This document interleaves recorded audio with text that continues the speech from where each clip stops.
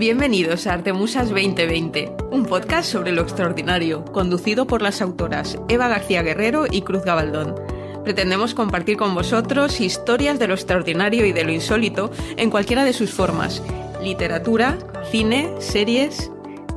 Descubriréis que además reivindicaremos autoras, obras y personajes femeninos, porque nos interesan y porque tradicionalmente se les ha dado menor cobertura. Como las musas, te susurraremos contenidos al oído. Quédate con nosotras. Conversaremos de arte y musas. Hola, bienvenidos cibermusos y cibermusas al podcast 5 de Artemusas 2020. Aquí estamos después de haber recorrido una distancia un poquito más larga de lo habitual, pues porque la situación del espacio, como todos sabéis, está un poco alterada, pero bueno, ya hemos arreglado un poquito nuestras naves, hemos cargado de contenidos esta fantástica aventura que es Artemusas 2020 y estamos encantadas de estar aquí con vosotros de nuevo. Bueno, Cruz tiene razón, cada una estamos en nuestra nave nodriza durante todo este tiempo, pero la tecnología es maravillosa, por eso nos encanta escribir ciencia ficción y podemos grabar este podcast vía Zoom o cualquier otra plataforma que uséis vosotros también. Así que vamos a empezar con el índice de materias que vamos a tocar en este podcast. Muy bien, pues sí. Tenemos en este podcast, como siempre, algún microrrelato extraordinario que nos ha enviado uno de nuestros oyentes. ¿De quién es nuestro...? Es Carlos Martínez Riera, nuestro amable oyente, que nos ha enviado varios y fantásticos relatos. Luego leeremos alguno de ellos. Tenemos una palabra extraordinaria, como no, como siempre, una palabra que va a tener un poquito de relación con los contenidos de los que hablemos después. Tenemos también una obra literaria. ¿Qué? La palabra... No, luego la decimos. Palabra sorpresa. Sí, este podcast va a tener algunas sorpresas. Ya lo vamos avanzando. Vamos a tener voces diferentes que sonarán por ahí detrás. Volvamos a la obra literaria. Como os decía... ¿Cuál has escogido, Cruz? Bionautas, de nuestra querida escritora nacional Cristina Jurado. Digo escritora nacional porque es una mujer súper cosmopolita que está casi por todas partes del mundo. Luego hablaremos un poco de ella y luego hablaremos de esta obra que ha sido premiada con el último premio Ignotus de novela. Tenemos también una serie. Muy bien. Bueno, sí, habremos visto muchísimas series durante el confinamiento. Yo, en particular, la que he escogido y que más me ha gustado en este tiempo ha sido una serie de ciencia ficción muy intimista y poética de la que vamos a hablar, que se llama Depths, del director Alex Garland, que ya lo habíamos tocado, si recordáis de algún podcast anterior. Pues vamos a empezar con estos contenidos. Acordaos que podéis seguirnos en todas las plataformas de podcasting, sea cual sea tu favorita, que puedes seguirnos también en las redes sociales, puedes enviarnos tus microrelatos y hacernos tus sugerencias o tus recomendaciones para que toquemos contenidos en este podcast. Y sin más, pasamos a la primera parte.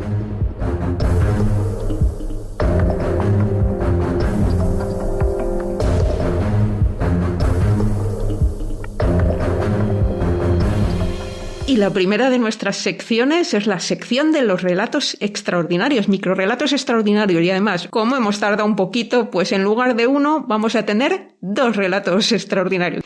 Y le vamos a dar las gracias al oyente que ha tenido la amabilidad de compartir sus obras con nosotras. Cuéntanos, Eva. Bueno, pues hemos recibido un email de un oyente con por lo menos 10 microrelatos, a cada cual más fantástico, y él se llama Carlos Martínez Riera. Es biólogo de estudios, pero trabaja, licenciado en biología, funcionario de la Unión Europea y que trabaja en la Universidad de Valencia.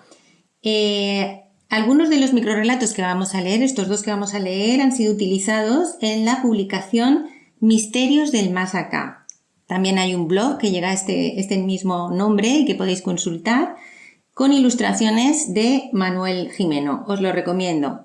Vamos a leer 2 de ellos, como os ha dicho Cruz. Uno es 5 pulgadas de acero y el siguiente sería El progreso nos ha llevado muy lejos. Gracias, Carlos. allá vamos.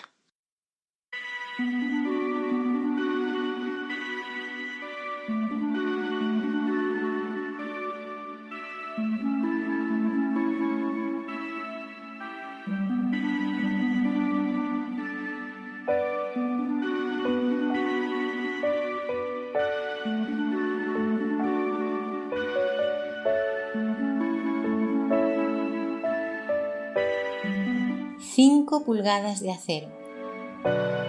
Es lo único que te separa de una muerte cierta cuando estás en un batiscafo a 11.000 metros de profundidad. Fuera reina la oscuridad, el frío, una presión abominable, extraños camarones y el silencio más absoluto, excepto por el crujido de la propia cápsula, familiar y siniestro. Hace un rato que el crujido de metal ha cambiado. He visto desplomarse delante de la nave el cable que me unía al buque, al mundo, a la vida. Los focos acaban de apagarse. El crujido se vuelve rítmico, predecible, tarantrán, como un tamborileo. Tarantrán. Los sistemas no funcionan. Tarantantrán. No hay radio y el frío empieza a adueñarse del habitáculo. Tarantantrán. Un camarón luminiscente, enorme, me mira a través del ojo de buey. Tarantantrán. Ya no siento las manos. Tirito. No hay escape. Tarantantantrán. Pero no tengo miedo. Tarantantrán. El gran camarón me acompaña en mi última hora. Tiriti, tan, tan, tan. Tiriti, tran, tran, tran, tran, tran.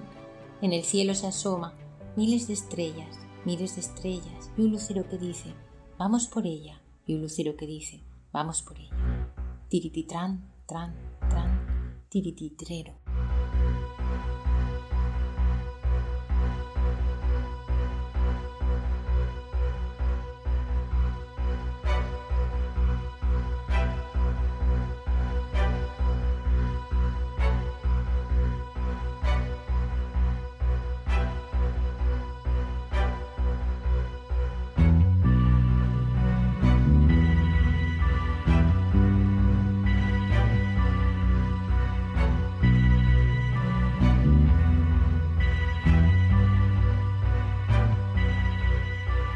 El progreso nos ha llevado muy lejos. ¿Qué lejos nos ha llevado el progreso? Más allá de lo que la imaginación nunca pudo haber concebido como posible. Hoy vivimos en una sociedad justa, organizada, en equilibrio con la naturaleza y bendecida por todos los adelantos posibles de la técnica. Puede decirse que hemos llegado hasta el límite de lo que el progreso puede ofrecer. Y, además, el chamán anuncia un excelente día para la caza del mamut.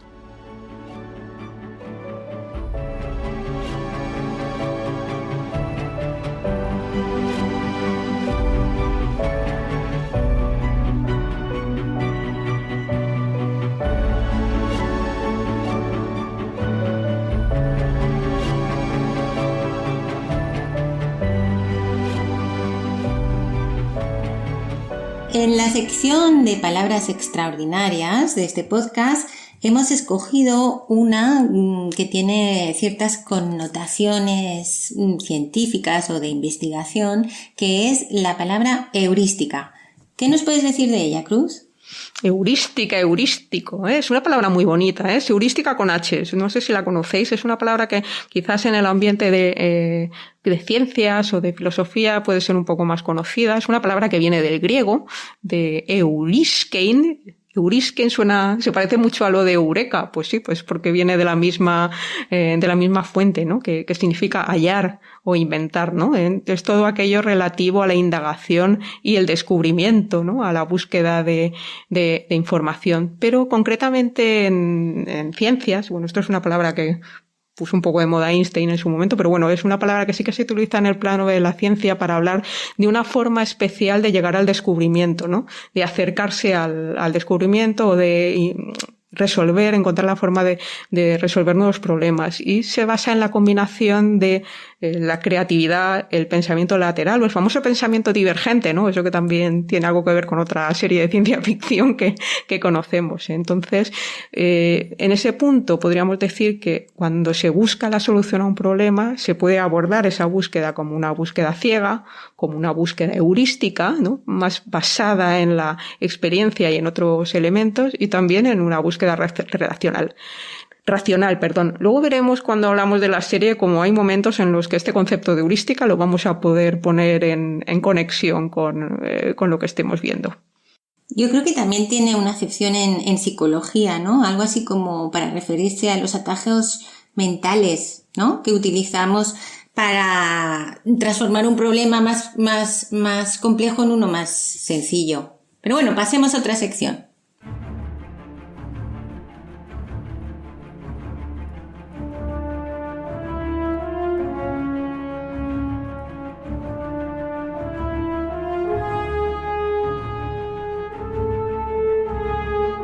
Vamos a pasar a la parte literaria del podcast y en esta ocasión Cruz ha elegido una novela española, de una autora española, aunque muy internacional, porque creo que vive en Dubái, nada más y nada menos, que es Bionautas. Bionautas es la última y flamante ganadora del premio Ignotus del 2018, 19, creo recordar, ¿no?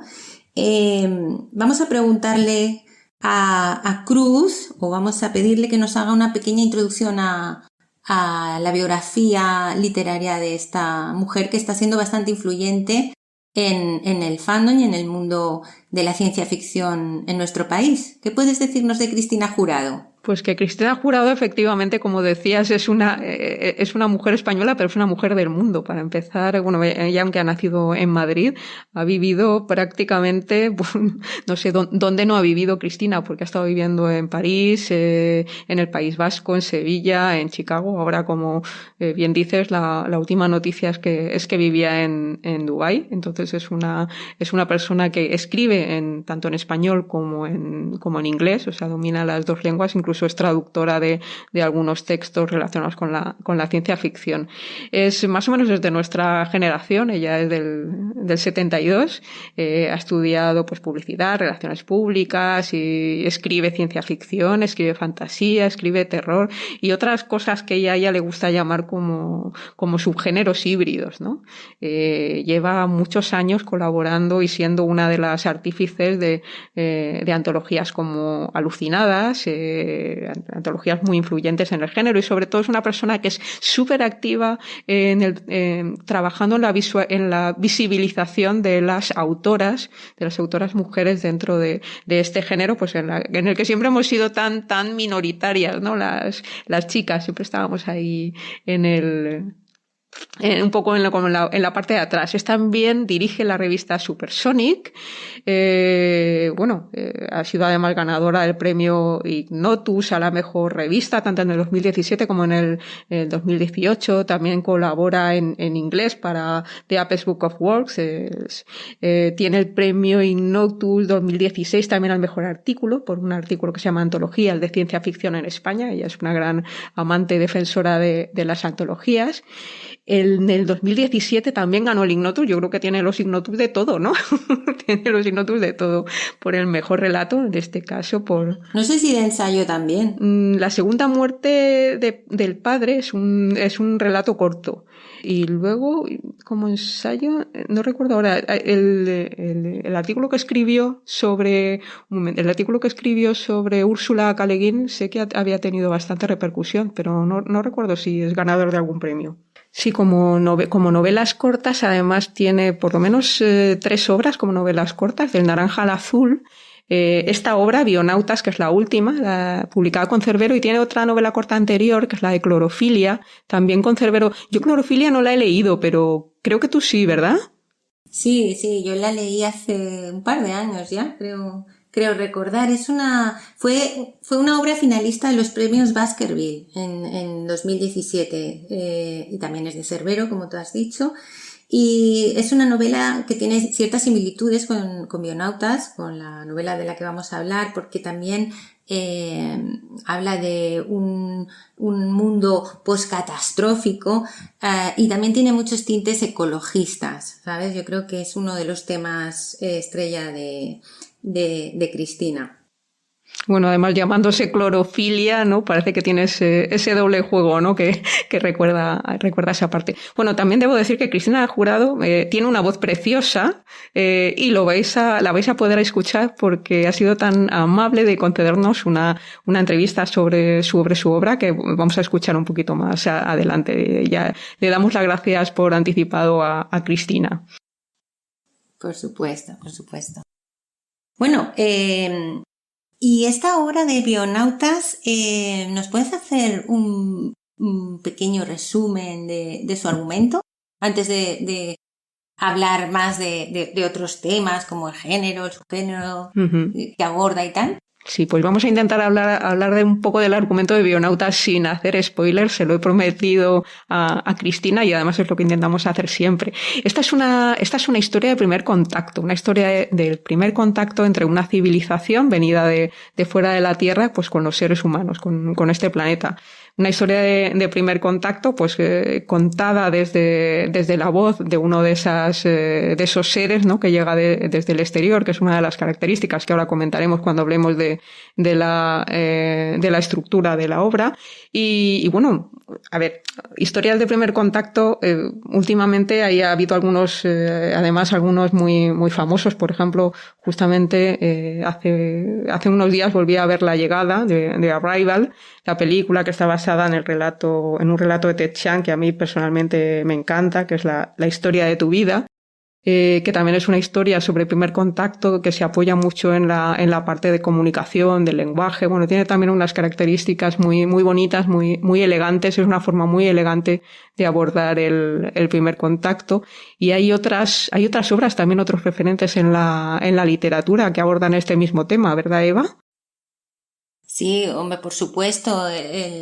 Las historias de primer contacto son pilares en la ciencia ficción, en la literatura y después en el cine, ya empezando por La Guerra de los Mundos de H.G. Wells, nada más y nada menos que en 1898 ya se describía una invasión marciana a la Tierra, y de ello han habido, de ese libro, han habido pelis, programas de radio, ese programa de radio famoso, videojuegos, cómics, series de TV. Hace poco estrenaron otra, y muchas más, no sé, una princesa de Marte, por ejemplo, de Edgar Rice Burroughs, que aquí se estrenó la película basada en esta obra que se llamó John Carter. No sé si la visteis, no tuvo mucho éxito.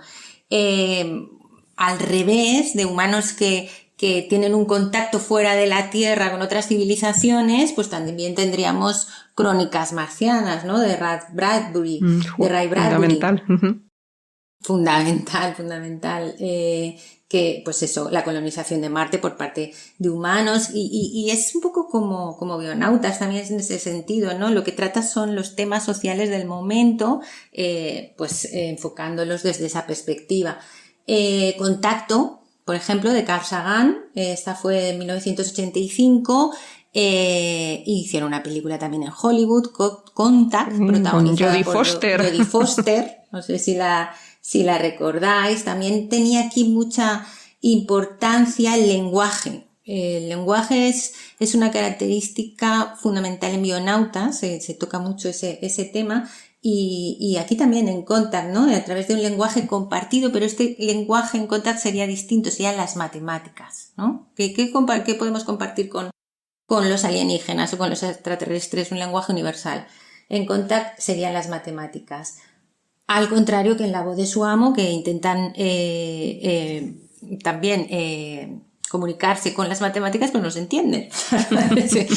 Luego, en plan de humor, a mí me encantó en su momento Sin noticias de Gur, de Eduardo Mendoza. No sé si la habréis leído. Es el diario de a bordo de un capitán de una nave extraterrestre. Maravillosa.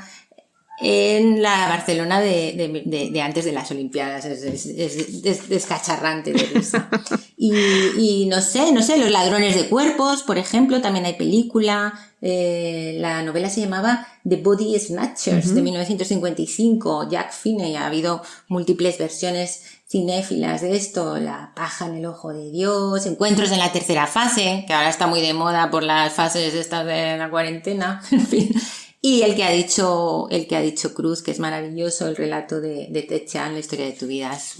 Habrá muchos más, 2001, por no mencionar tanto a Kubrick.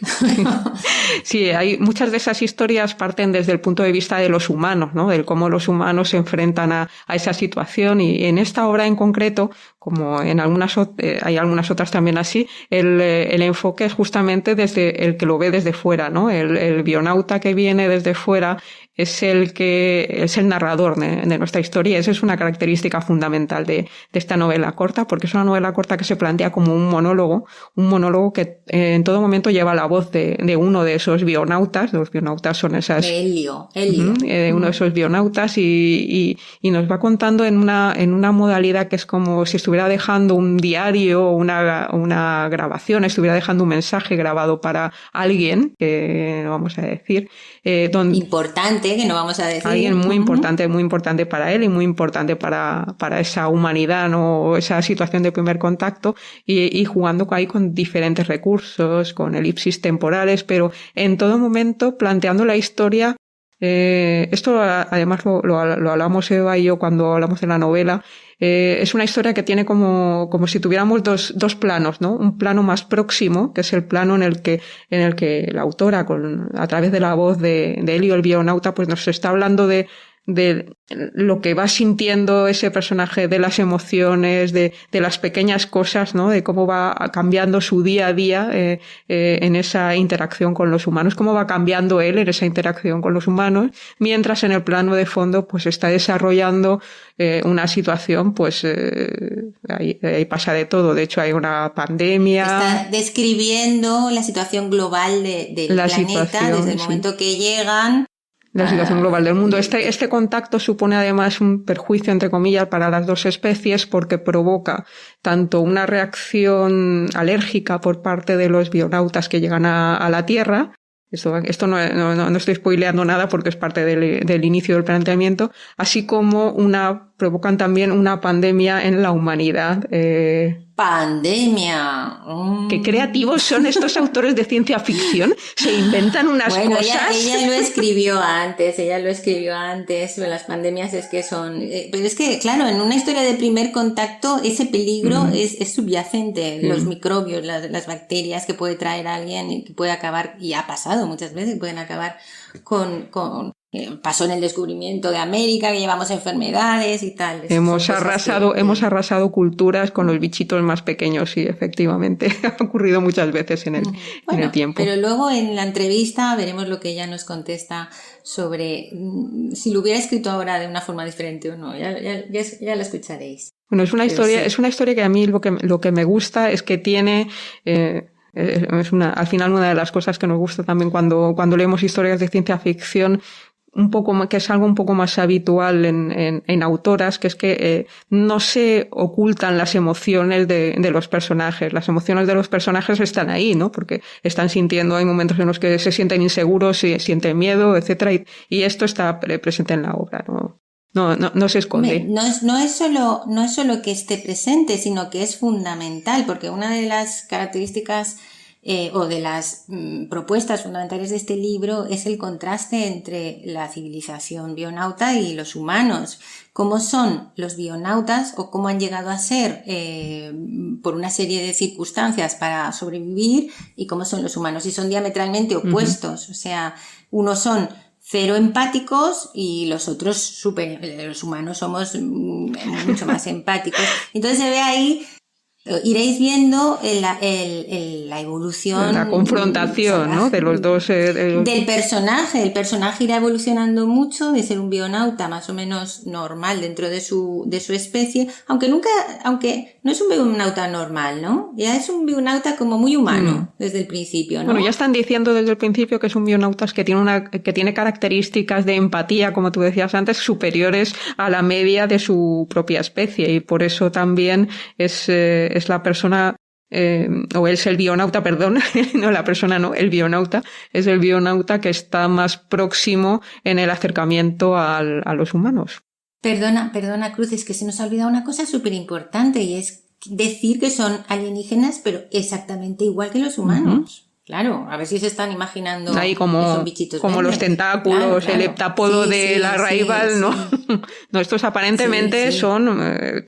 tienen aspecto, por alguna razón, que no vamos a decir nada, pues debemos haber partido de algún mismo origen, puede que sí, puede que no, o hemos llegado a formas que son muy similares, son relativamente compatibles. Y es una pregunta especulativa, ¿no? De ¿qué pasaría si nos invadieran o nos colonizaran o aparecieran extraterrestres que son igual que nosotros, ¿no?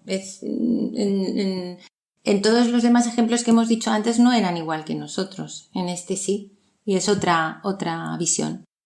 Si me preguntas a mí, yo te diría que si estamos rodeados de humanos que son humanos iguales que nosotros y somos capaces de verlos como diferentes, que no seríamos capaces de ver en alguien que viniera del espacio exterior, por muy humano en apariencia que fuera, vamos. Esa es una opinión. No, y además, estos culturalmente son completamente distintos. Bueno, a lo largo de las páginas de Bionautas, como es una novela de ciencia ficción, pues tiene su parte de tecnología, de ciencia, su parte hard, digamos, ¿no? Y tiene algunos novums que se llaman, o algunos inventos que nos encantan y que tienen mucha chicha que... desde el punto de vista social y científico. Por ejemplo, yo sé que a Cruz le ha encantado lo de la materia inteligente, ¿no? ¿Qué es? La materia inteligente que combina el reciclaje, ¿no? El reciclaje más llevado a todos sus extremos, porque los bionautas reciclan toda la materia orgánica que deja de ser útil a un ser vivo y la transforman en algo que ellos llaman la materia inteligente, que tienen capacidad como de modular con el pensamiento. Es una cosa chulísima, porque pueden llegar a hacer, recubren las naves con esa materia, transforman el espacio, vamos, es como hacer magia, pero con tecnología, ¿no? Le sirve para todo, igual hacen un mueble que te llenan el depósito, ¿no? Del coche. Efectivamente. Mola mogollón. Que te decoran una sala sí, la que sirve para todo. Lo único malo es que la materia inteligente es toda blanca, ¿no? Que es otra de las características de los bionautas estos, que son un poco sosotes, ¿no? Sí, bueno, pero ese sosote que tú dices es el que hace que cuando llegan a la Tierra y encuentran ese maravilloso vergel que es la Tierra, lleno de colores, de olores, de sensaciones, ¿no? Porque de eso también se habla mucho en la novela, de las sensaciones, ¿no? Que descubre o que superimportante. Claro, o que redescubren estos bionautas cuando llegan a la Tierra, en contraste pues a ese mundo que tiene cosas maravillosas, ¿no? Como estas tecnologías, pero que parece que le falta color, ¿no? Que le falta sabor, porque también hablan de los alimentos. Hay una escena, no sé si te acuerdas de una escena que dura una página o dos, que es cuando él prueba su primera naranja, y es una explosión de sentidos. Habla mucho de los sentidos, del gusto, del tacto, del aire cuando les da en la cara, porque ellos, claro, vivían en el espacio, que es un lugar frío y abandonado, en esas unidades navegadoras, en el que todo hasta el aire está viciado, ¿no? De tanto respirarlo. Sí, la brisa, ¿no? Las sensaciones a las que estamos tan acostumbrados. No me hables de la brisa y de la naturaleza. Pero luego esto combina con otra tecnología que tienen también, que es muy curiosa, muy interesante, que es el neurotema. O sea, porque estos seres realmente son capaces de conectarse, conectar toda la conciencia prácticamente de toda la especie. Sí, sí, es una conciencia, es un lenguaje colmena, una conciencia colmena, y a la vez es un instrumento de supervivencia, pero también de control, ¿sabes? Porque todos están conectados en pensamiento, todos los individuos de esa especie, y así pueden saber qué función hay que hacer en cada momento. Eso es como fundamental para ser eficaces en sus tareas en el espacio, en las naves, y poder sobrevivir como especie, pero a la vez es una incursión constante en tu mente de todos los demás, ¿no? La individualidad no puedes no existe, esconder nada. Nada, no existe la individualidad, estás conectado, tienes los conocimientos de todo el mundo, pero claro, todo tiene sus más y sus menos. Yo no sé si me gustaría mucho estar conectada. Igual un ratito. Hay otra cosa que no sé si recuerdas, porque son una especie que tiene un nivel de control sobre la propia genética de su especie, casi en plan de switch on, switch off, ¿no? Que se dice. O sea, que pueden activar o desactivar determinadas características que son innatas a la especie, por ejemplo,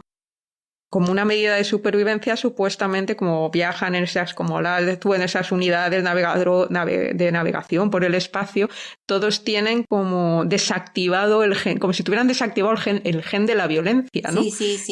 Pues porque para evitar que se terminen matando entre ellos. Entonces ahí también ella está hablando de ingeniería biológica, ¿no? O genética aplicada a los humanos para mejorarlos o utilizarlos, no sé, o manipularlos. O controlarlos mejor, como decías antes.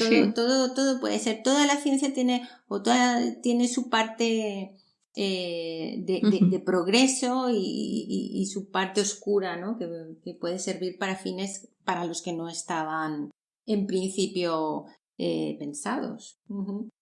Sí, y luego esos bionautas que son un poco vírgenes respecto a las emociones también, porque no las están experimentando habitualmente en su mundo, de pronto se encuentran en relaciones con los humanos en los que terminan sintiendo amor, pero sin prejuicios. Estos bionautas pobrecitos es como si llevaran confinados toda la vida.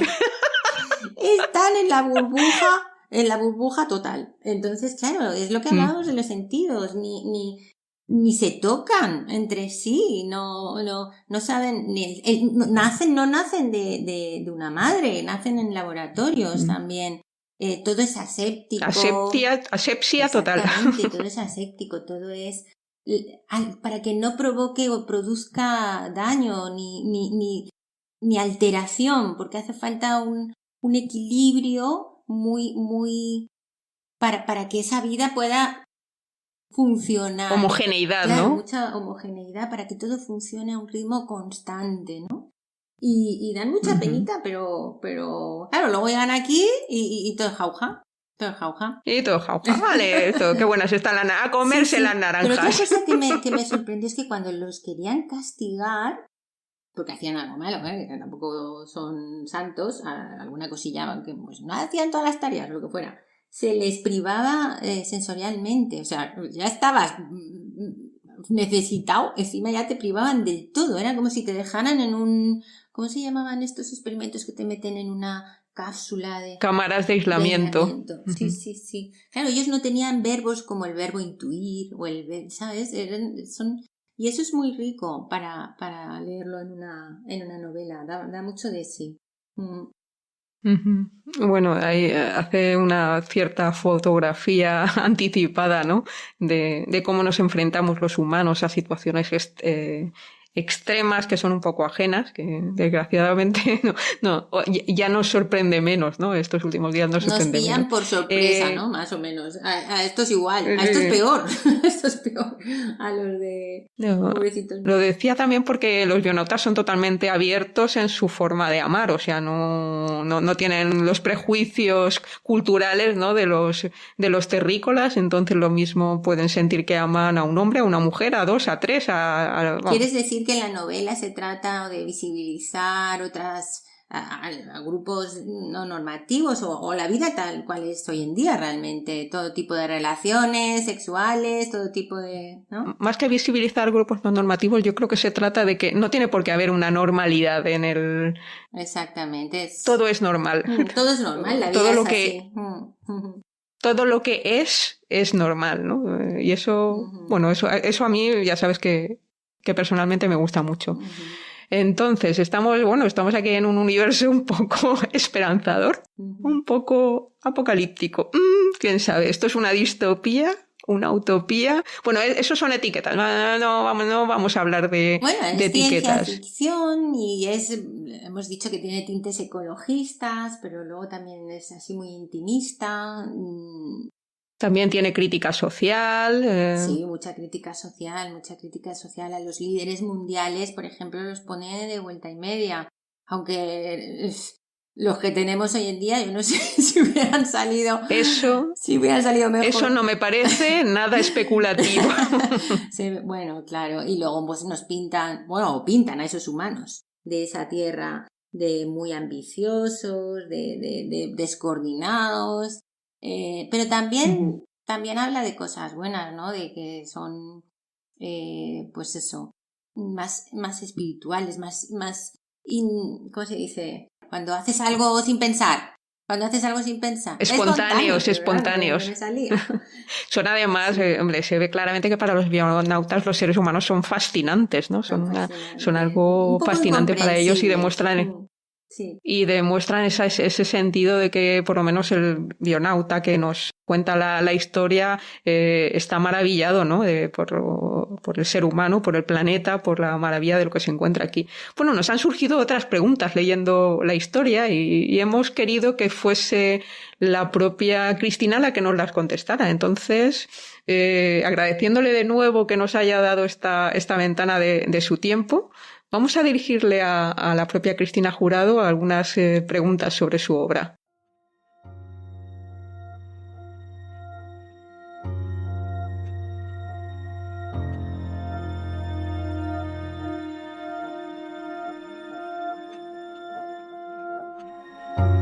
Quería agradecer a Cristina Jurado su aportación a nuestro podcast y el haber contestado unas cuantas preguntas sobre su libro Bionautas. Muchas gracias, Cristina.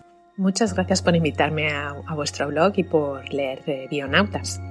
Has escrito una historia de primer contacto. ¿Escogiste este tema recurrente en la ciencia ficción por la oportunidad que ofrece de confrontar dos maneras de entender la vida? Bueno, las historias de primer contacto en realidad proceden de la literatura de aventuras y de exploración y forman parte de una tradición antigua. Esto quiere decir que se encuentran incrustadas en el imaginario colectivo como un ejemplo del desafío que supone relacionarse y colaborar con culturas distintas.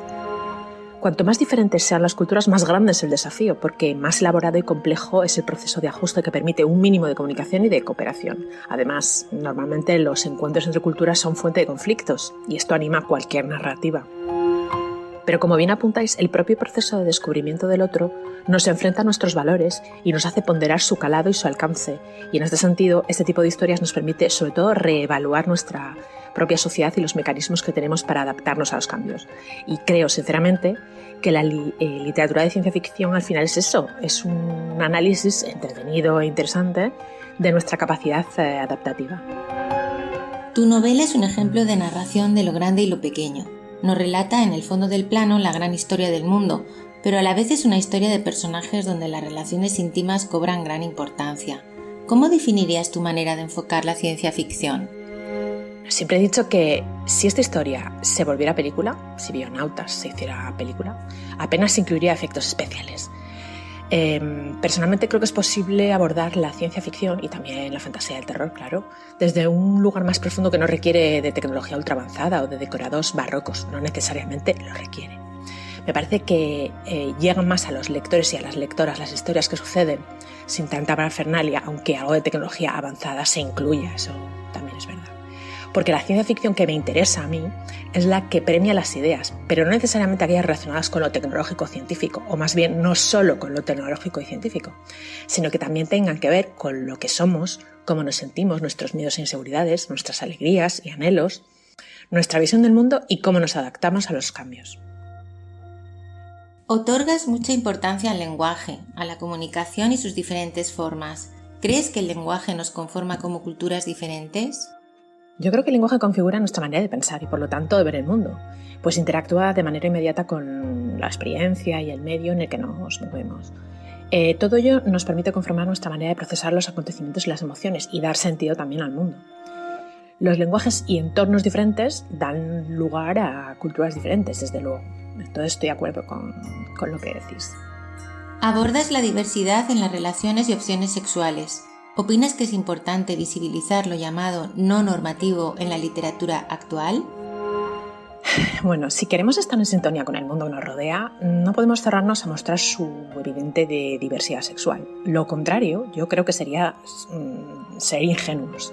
Es decir, si decidimos publicar solo historias con relaciones heteronormativas, estamos dando una visión sesgada de la realidad. Incorporar la diversidad a nuestras ficciones debe ser algo orgánico y natural, resultado de nuestro propio crecimiento personal y de nuestro compromiso con la sociedad que nos rodea. También hay escritoras y escritores que rechazan escribir desde una mínima responsabilidad, pero en mi caso son las y los que menos me interesan. Es como si hubieran dado la espalda al mundo, en mi humilde opinión. Háblanos un poco de la estructura de tu novela y de por qué escogiste la primera persona y el recurso de la grabación. Bionautas tardó en escribirse porque lo inicié 2 veces y 2 veces borré lo escrito. No funcionaba en tercera persona, por mucho que lo intenté, algo fallaba. Fue necesario que me parase a pensar quién era el personaje que más podía ofrecer a la audiencia. Y me di cuenta de que era Helio, de que siempre había sido él. Porque es el único con una visión realmente nueva sobre los seres humanos terrestres, una en la que no juzga, solo describe. Tuve que buscar una razón poderosa para que alguien como él se pusiera a hablar durante horas, y es ahí donde recurría a Lily Erden Eva, que ya sabes que es un personaje, que no voy a decir quién es, pero bueno, es muy importante en la trama, que tiene un nombre dependiendo de quién la nombre. Pues este personaje me permitió canalizar la voluntad de Helio, pero sabía que una persona como él, procedente de una sociedad que tiene internalizada la distancia social y la economía de recursos, necesitaba algo distinto a una carta, a un diario o una conversación directa. Por eso pensé que sería bueno recurrir a la grabación. Una vez que se puso a hablar, todo fue muy fácil.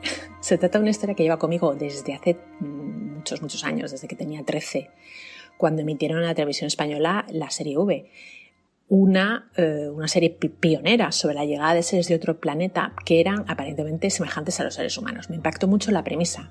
Apenas se podía distinguir a los extraterrestres, los llamados visitantes, de los humanos terrestres. Entonces pensé que si nos visitaran seres como nosotros, ¿cómo reaccionaríamos en la Tierra? ¿Los veríamos como hijos pródigos o como extranjeros? ¿Se organizaría una resistencia? ¿Cómo cambiaría nuestra realidad si su llegada tuviera consecuencias devastadoras por alguna razón? Todas estas preguntas me rondaron durante muchos años y los personajes fueron tomando forma poco a poco en mi mente. Finalmente me puse a escribir la historia porque me había obsesionado tanto que podía escuchar las voces de los personajes dialogando en mi cabeza y tal. Así que contar sus vicisitudes se convirtió casi en una necesidad para terminar con aquellas conversaciones fantasma. Bionautas es la secuela que permitiría cerrar las incógnitas planteadas en Del naranja al azul, que terminaba con un cliffhanger y que es la historia o la novela que inicia un poco toda la trama. Finalmente, con paciencia y tesón, pude terminar la historia tal y como creo que se merecía. No puedo dejar pasar el tema de la pandemia que describes en Bionautas. Sabiendo que la escritura de tu libro es anterior al desarrollo de la crisis actual, ¿cómo te sientes al respecto? ¿Lo abordarías ahora del mismo modo?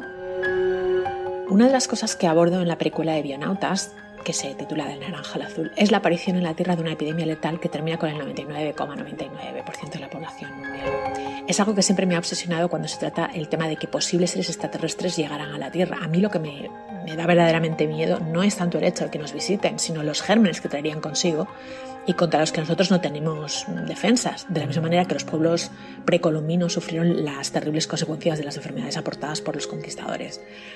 Tenía claro entonces que no estamos preparados para una epidemia semejante, algo que tristemente estamos viendo a una escala mucho menor afortunadamente, pero igualmente devastadora. Creo que si lo tuviera que escribir hoy lo abordaría desde un mayor pesimismo por causa de la incertidumbre en la que estamos inmersos. Existe un trasfondo ecologista en toda la obra. ¿Estás de acuerdo con la tesis que va ganando fuerza de que somos un virus para el planeta? Sinceramente no sé si somos un virus. que es un ser orgánico pero liminal que vive entre la vida y la muerte porque no puede reproducirse solo, pero definitivamente lo que sí creo es que somos depredadores. Y realizamos ante todo una intradepredación entre nosotros mismos. De todas maneras también somos muy resilientes y adaptativos y quizá no seamos tan diferentes después de todo de los virus. Cuéntanos un poco de tus próximos proyectos y de cómo ves el papel de las escritoras en la ciencia ficción después de que por fin una mujer haya ganado el Ignotus por novela. Bueno, ahora mismo estoy escribiendo varios relatos que me han encargado para otras tantas antologías y estoy preparando 2 novelas, una de fantasciencia y otra que podríamos calificar de historia alternativa. Las escritoras de ciencia ficción son ahora un poco más visibles que antes, aunque aún queda mucho por hacer, porque creo que llevamos ya unos años reivindicando nuestro papel en el ámbito de las obras de género en particular y de la literatura en general, intentando que nuestros nombres aparezcan en el canon y que nuestras contribuciones lleguen a tener la repercusión que se merecen. Pero personalmente pienso que es solo el comienzo, que nos queda muchísimo camino por recorrer, escribiendo, traduciendo y editando historias escritas por mujeres y muchas veces autogestionando nuestros propios proyectos, porque creo que es nuestra responsabilidad, esa de la que hablaba en otra pregunta anterior, que el mundo cambia gracias a pequeños y no tan pequeños gestos. Ha sido un placer tenerte como invitada en nuestro podcast de Arte Musas. Cualquier cosa que quieras añadir y muchas gracias. Esperamos tenerte muy pronto de nuevo con nosotras. Bueno, me gustaría agradeceros vuestra amabilidad a la hora de invitarme para hablar de mi novela y de la manera en la que entiendo la escritura. Espero haber infectado a otras autoras y autores también con el gusanillo de la ciencia ficción y de que se animen a cultivar este maravilloso género, y os emplazo a que sigáis el blog, todos los que nos estéis escuchando, nos estéis leyendo, nos estéis visitando a través de las redes. Muchas gracias y un besito desde Dubái.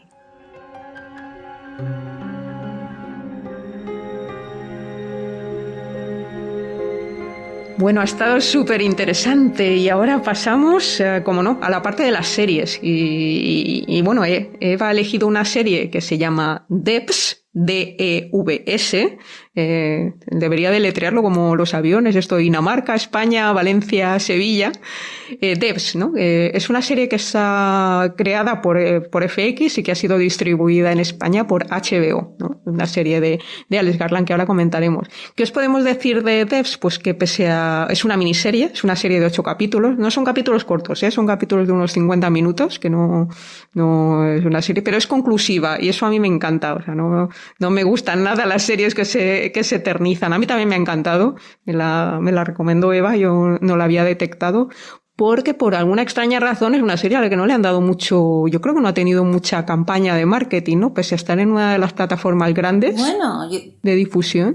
Yo creo que sí, que ha ido increciendo la pero ha ido increciendo porque está gustando redes. Y está siendo recomendada y está habiendo mucho boca a boca. Sí, pero he encontrado, si te metes en internet encuentras muchos comentarios y reseñas de ella, o sea que ya está pegando, pegando. Lo que pasa que claro, como la estrenaron en medio de la pandemia, pues igual de esta situación, de la situación.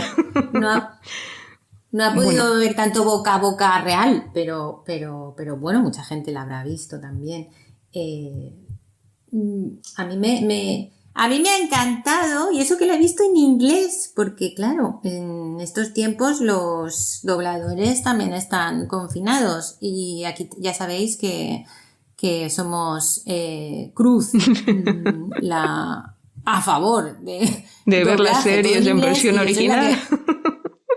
La que la suelo ver dobladas. ¿Cómo se dice? Pues dobladas, que todos me odiaréis. Sí, yo siempre las veo en versión original, con lo cual. Sí. Para mí no ha habido cambio. Yo esta la he tenido que ver en versión original. Uh-huh. La he visto en versión original. Me estoy haciendo mayor. Vale. Muy bien, muy bien. Enhorabuena, Eva. Así me gusta. Bueno, es una serie, como os decía, es autoconclusiva y que nos sumerge en el mundo de los informáticos de Silicon Valley. O sea, nos lleva hasta San Francisco, hasta ese mundo de las startups, ¿no? Todas las grandes empresas tecnológicas, o por lo menos así era hace unos años.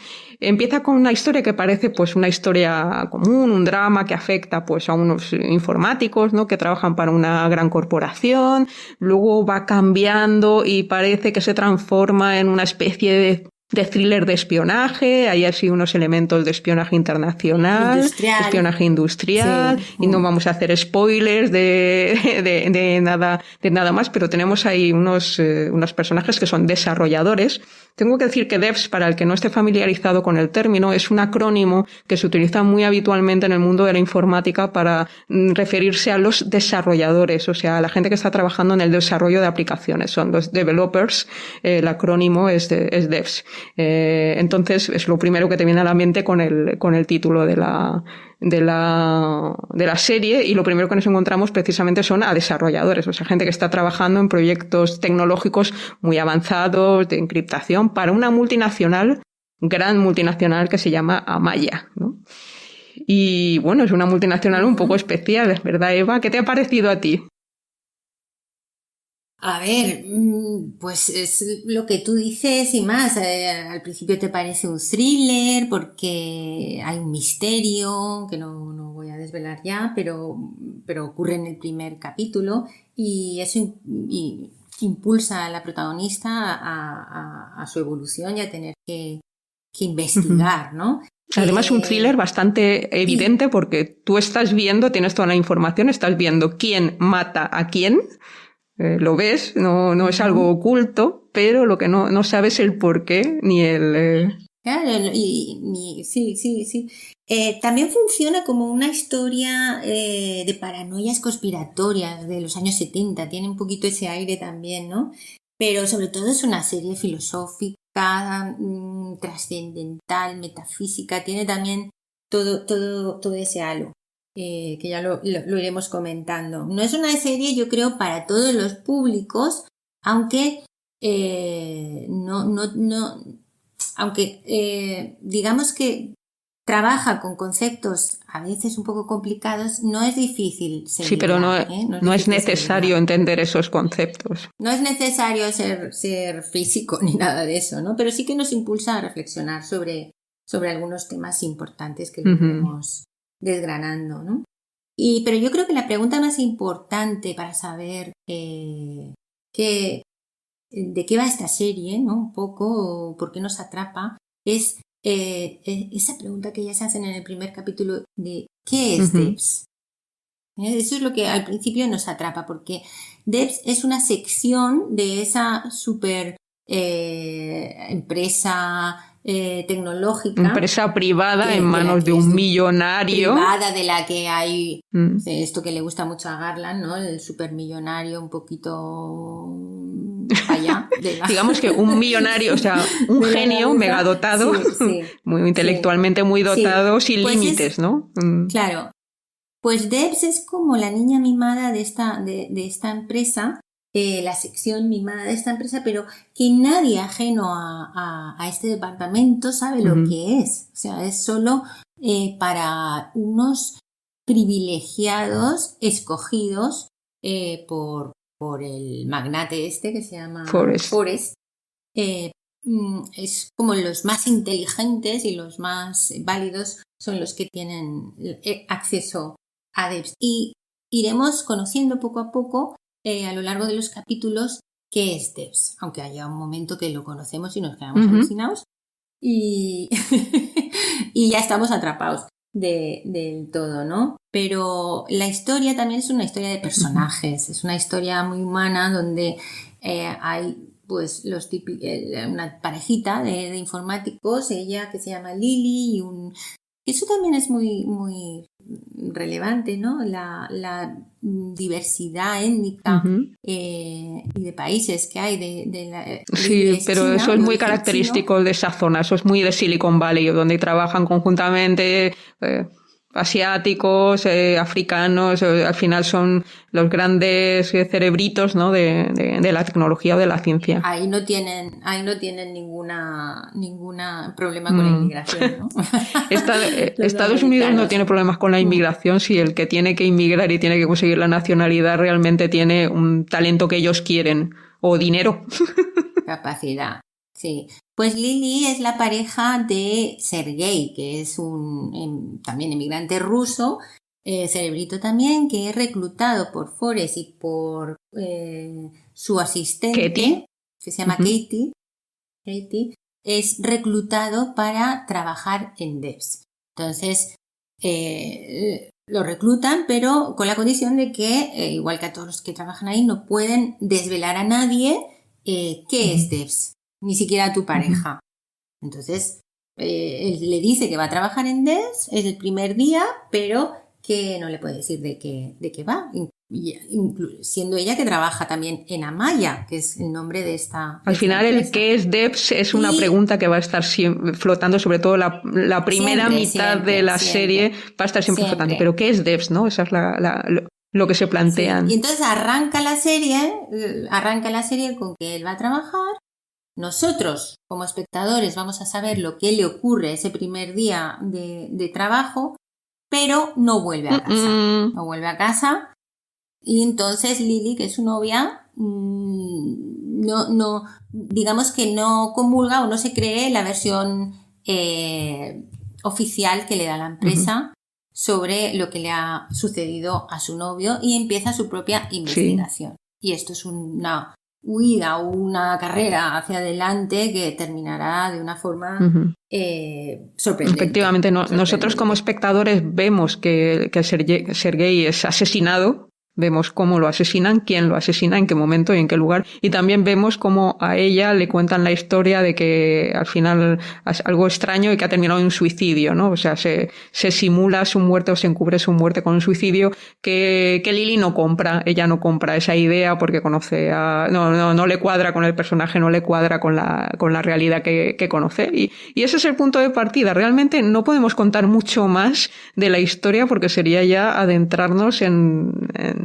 lo que... Sí, un poco eso es el tema, ese es el argumento, el principio del argumento. El tema de la serie serían otros. Temas hay muchos. Temas, ¿no? Temas hay muchos. Yo creo que el tema fundamental, sobre todo en palabras de Garland, del que he leído una entrevista, es que los humanos, todo lo que hacemos, lo hacemos por un sentimiento que nos arrastra. Puede ser el amor, puede ser el luto, puede ser el dolor. Y esto nos arrastra a hacer grandes cosas, o cosas horribles, o cosas maravillosas. Y eso es lo que nos lleva. Y por otro lado, aquí se habla de ciencia y se habla de física cuántica y de posibilidades fantásticas y teorías que existen. Desde hace mucho tiempo, además. Formuladas. Sí. Exactamente, que han sido formuladas y que aquí se toman. ¿Qué haríamos? Isis, ¿no? ¿Y si pudiéramos ver lo que sucedió en el pasado? No cuentes. Pero eso no es un spoiler porque sale casi desde el principio. Pero bueno, habla del determinismo, habla del libre albedrío. Y de muchas otras teorías. Si rascas un poco, habla incluso del propio concepto de Dios, ¿no? El concepto máximo de lo espiritual, que es el propio concepto de Dios en la versión en la que lo quieras interpretar. A ver, Alex Garland no es la primera vez que juega con un personaje así, ¿no? Con un personaje que está cruzando los límites de la ética, de la realidad y de lo posible, movido por alguna emoción. Ya lo hizo en efectivamente. Es un personaje. Hablar del magnate obsesionado es como muy americano, ¿no? También, ¿no? En Ex Machina era una persona también súper inteligente, pero tenías otras motivaciones que las que tiene aquí. Aquí el magnate, empatizamos con él. Mira lo que te digo. Pese a todo lo que hace, empatizas con él porque lo que le lleva o lo que le arrastra es un sentimiento en un principio puro, como es el amor o la pérdida, que él es esto es que se puede decir, él pierde a su hija, que se llamaba Amaya, y ahí tenemos ahí os lo podéis imaginar. Tú me habías dicho que Amaya significaba... Sí, Amaya, el significado del nombre, es que me sonaba que tenía un significado especial y justamente significaba aquella hija largamente deseada, por lo menos eso me dice el googleo del nombre. Y en este caso, pues viene a contar que había una hija largamente deseada por el protagonista, en algún momento la pierde y es el no aceptar esa pérdida como algo absoluto, el que le llega pues a estirar los límites de la realidad, Sí. ¿no? En cierto modo a estirar los límites de la realidad. Sí, sí, porque yo creo que la diferencia con el de Ex Machina es que aquel era un genio tecnológico y aquí no lo es. Aquel no es el súper listo. Él es el empresario y todo lo que hace, sus motivaciones es para conseguir algo que él quiere, ¿sabes? No por su ego intelectual, También digamos. supuestamente Más... también es un genio. Yo creo que aquí en ese sentido pues conecta un poco con esos personajes como personajes reales, ¿no? Como es el del millonario Elon Musk, ¿no? Elon Musk, la verdad es que no sé cómo se pronuncia, que es un ingeniero, pero a la vez es un millonario y a la vez... Pero este no, te lo digo porque yo pensaba que sí, pero lo he leído en palabras de Garland, que dice que él no es el que aquí el listo de verdad, en la serie, los listos de verdad son su asistente Sí, que es la madre de... ¿cómo se llama? ¿Lyndon? Este personaje, Lyndon, que es un personaje fantástico también. Luego hablaremos un poco del casting. Y el señor este mayor. Sí. Sí, el señor este mayor. Stephen Henderson. Y sí. Y bueno, no sé qué más podemos hablar sobre el tema de los temas que toca. Creo que ya los hemos un poco mencionado todos. Es como un poco metafísica para todos los públicos, ¿no? Un poco esta serie. Para todos, ya hemos dicho que quizás no sea. Pero... Sí, bueno, más o menos. Pero bueno, la puedes disfrutar. Sí. La puedes disfrutar aunque no sea... Además, como sabemos que nuestros oyentes son personas un poquito inteligentes... Por supuesto que sí. Un poquito por lo menos. No van a tener ningún problema en seguir la serie de... Por supuesto que sí. Y creo que ya íbamos a seguir con la figura del director, ¿no? Que es... Sí. Alex Garland. Alex Garland, que era escritor. Tengo entendido, primero que... Británico, empezó como escritor, de ahí pasó a guionista y de guionista a director. La verdad es que tiene una trayectoria ahí muy interesante, Garland.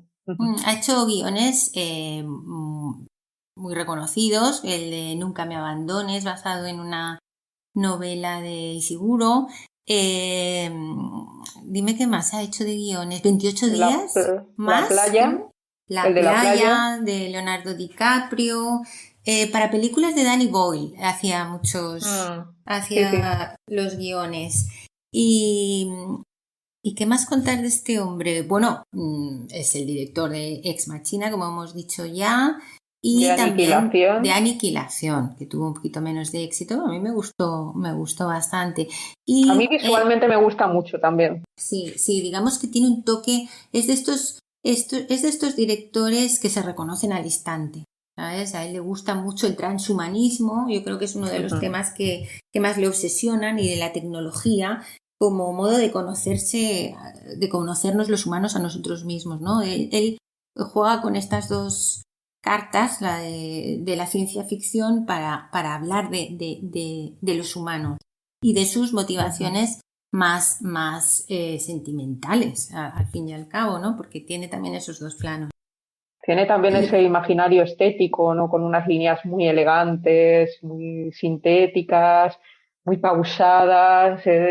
Siempre tiene un ritmo que nunca se acelera, ¿no? Sí, es una ciencia ficción más, y como dices tú, más intimista, más poética. De eso hablaremos luego, de este tipo de ciencia ficción, del que yo creo que él se está convirtiendo en uno de los referentes de estas atmósferas perturbadoras, inquietantes, como la de Debs. Es curioso porque en esa trayectoria tan extraña, un poco habitual, de escritor, guionista, director de cine, y ahora en cambio ha pasado a director de series, que parece como si fuera al final es un cambio de plano, no es ni una evolución ni una involución. Pero en cambio lo ha hecho para contar, porque seguramente una miniserie era la herramienta necesaria para poder contar esta historia. O sea, una película se habría quedado corta y otro formato está perfecta. Y a mí, la verdad, no se me ha hecho ni larga ni pesada, que yo creo que tiene el tempo justo. Sí, sí, la verdad es que sí, yo creo que muchos directores están pasándose ya del cine a las plataformas porque ese es otro tema importante de hoy en día. ¿Qué va a pasar con el cine, con estas plataformas de streaming? Veremos, Pues pero bueno, otra, ya sí, es es otra otro forma de tema. hacer arte, sí, es otro. Mm. No viene a quitar uno ni a sustituirlo, sencillamente es otra forma de crear y creo que cada creador tiene que coger las herramientas que necesita en cada momento, que puede y que Bueno, necesita. pero nosotros estábamos contentísimas de que haya alguien como Garland que le interesa tanto la ciencia ficción especulativa y la tecnología, el modo en el que la percibimos y que llegue a mayor número de gente. Y yo creo que él mismo cree que ¿por qué no? Tiene que interesar la ciencia ficción al gran público si es lo que estamos viviendo hoy en día, ¿sabes? No, cada vez es más cercana. Pone a una mujer también en el centro de su historia, como ha hecho también en las historias anteriores, tanto en Machina como en Aniquilación. El centro de la historia es un personaje femenino. Aquí mantiene ese modelo. Nos gusta. Muy bien, Garland. Nos gusta, muy bien. Vamos a aplaudir a Garland. Efecto de aplausos. Bueno, yo creo que ya más o menos podemos hablar también. Yo quería comentar también, a mí me encanta de la parte estética, que es una de las partes que me gusta especialmente de la serie, esa conjunción que hace entre el mundo natural, o sea, entre la naturaleza y la arquitectura, es decir, con la propia estructura de Devs, que es un cubo en mitad de un bosque maravilloso. Eso también lo vimos en Ex Machina, ¿no? Que era una casa en mitad de un bosque maravilloso. Aquí tenemos también Garland juega muchísimo con ese tema de la ambientación y la arquitectura. Para él son fundamentales. En este caso, él pretende crear, yo creo que en esta serie, un efecto un sentido de la maravilla, muy propio de la ciencia ficción, un efecto alucinatorio un poco a veces, con la música, con las imágenes, con los colores. Y juega mucho también con el minimalismo, claro, para referirse a este mundo tecnológico de Silicon Valley, ¿no? Sobre todo en la arquitectura y también en los personajes. Los personajes son muy minimalistas también. Mira, la protagonista. En cierto modo es una historia coral, ¿no? Porque aunque vemos que la protagonista tiene mucho peso, pero a ver, tiene peso, pero también tienen peso el resto Sí, porque son de muy personajes. importantes. Todos son fundamentales, hasta el vagabundo que duerme en la puerta de su casa. Sí, pero luego hablamos, si quieres, de los personajes, porque ya veo que nos vamos estábamos con la arquitectura y eso, ¿no? Sí. Y la estética, me has dicho. Sí, la estética es muy fría en muchas ocasiones, en otras depende de dónde enfoque, ¿no? Pero es ordenada, es vanguardista. Los apartamentos de los protagonistas son como pues lo que hemos dicho, pocos muebles, todo en su sitio. Es como parecen muy hipnótico. Los unos a los otros también. Sí, son todos muy parecidos, el pelo muy corto. Y luego es esa luz tamizada, ¿sabes? Que hace que lo visual sea como muy hipnótico también, ¿no? Y luego el ritmo narrativo es súper pausado y súper... La música que te ayuda a mantener es lento. Igual a algunas personas no les gusta, a nosotros nos deja así como encandilados, ¿no? Pero es lento, pero hay veces que también llega a ser incluso asfixiante, ¿no? Porque ocurren cosas, no es que no ocurran cosas importantes, ocurren... Y en esos momentos son como momentos estridentes dentro de ese equilibrio y ese hipnotismo extraño. Y luego lo que decía Cruz, ella habla de la naturaleza, luego que os hable ella de la naturaleza en Devs, pero para mi visión es más importante o es muy importante la arquitectura, lo geométrico, todo está lleno de ángulos, de rectas, los colores son muy planos. Son imágenes, son figuras muy limpias, ¿no? Lo que integra. Sí. Sobre todo la empresa, que está, luego hablará Cruz de dónde está, que está enclavada en un bosque, pero los edificios que están enclavados allí son como de hormigón y luego mucho cristal, que también como para vigilar, ¿no? Para mantener, son como, la gente se ve como hormiguitas que van y vienen y trabajando en esa especie de hormiguero gigante y las tienen ahí controladas a través de los cristales, ¿no? Los personajes, como decía, bueno, luego hablaremos de ellos, pero también son muy minimalistas, muy sosos, un poco... Bueno, luego hablaremos de ellos. Piensa que ese es el mundo, mundo de Silicon Valley, es ese tipo de mundo en el que la gente entra a trabajar en una mega empresa, imagínate, en un proyecto muy top, y viven allí, viven allí. O sea, el concepto de trabajar horas no existe en ese mundo. O sea, es gente que realmente se obsesiona con los proyectos y hay gente que duerme en los despachos. Sí, pero es todo muy Google, ¿no? Todos con zapatillas, vaqueros, sudaderas de capuchas. Son todos así jovencitos reclutados en ese... Dan el perfil. En ese mundo tecnológico. Dan el perfil. Sí.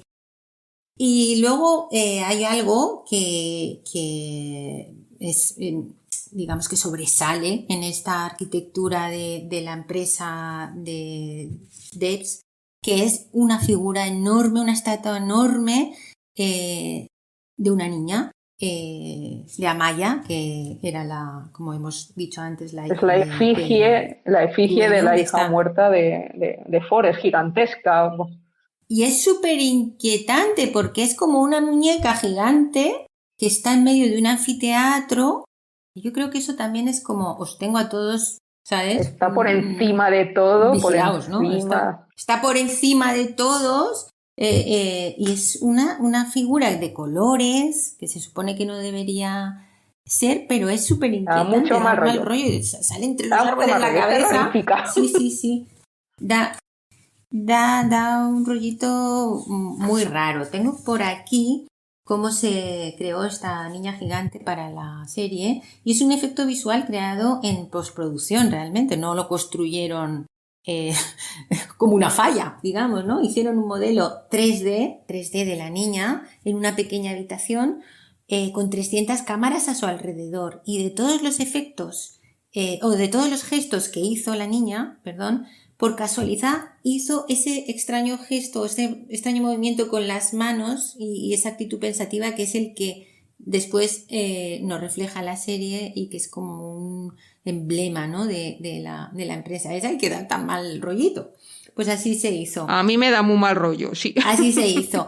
Y respecto a lo que comentábamos de la arquitectura o de la estética, luego está, por ejemplo, el laboratorio del que nos va a hablar Cruz, y dentro de ese laboratorio está la máquina, la computadora cuántica, que parece, no digas que no, parece un candelabro enorme, ¿no? Pero dicen que sí que... Sí, es casi un poco steampunk, sí, ¿no? Pero dicen que realmente tendría ese aspecto.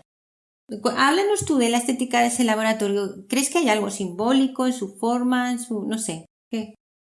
Hombre, el propio Garland dijo que cuando estaban pensando en ese diseño de ese espacio, él no quería un espacio cualquiera, ¿no? Quería una instalación que tuviera ese dorado asfixiante, ¿no? Él le da una explicación cuántica, ¿no? Al por qué elige el cristal, por qué eligen los campos electromagnéticos, por qué elige el oro, pero también al final lo que confiesa es que él quería que el lugar que fuera al final el epicentro del que parte todo lo bueno, todo lo malo, todo, digamos, todo lo extraño, ¿no? que está ocurriendo, tenía que ser un lugar que al mismo tiempo tuviera una belleza ultraterrenal, y es una belleza que está muy ligada a las matemáticas. Estamos hablando, nos va a meter dentro de un cubo, ¿no? Un cubo perfecto, dorado, ¿no? que actúa como una jaula de Faraday, en cuyo centro hay otro cubo suspendido. Cuando digo cubo me refiero a cubo forma geométrica, Sí.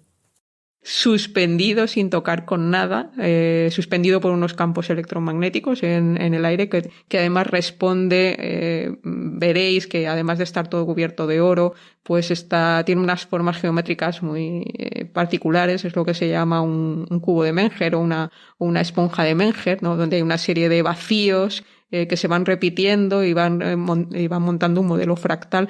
Esa es una forma que se utiliza, es una forma que está muy presente en la ciencia, ¿no? El mundo de los fractales. De hecho, si os parece algo extraño pensar que vuestro teléfono móvil, probablemente la antena que utiliza tiene un aspecto parecido en plano al aspecto que tiene la esponja de Menger. Ya no sale la ingeniera de telecomunicaciones.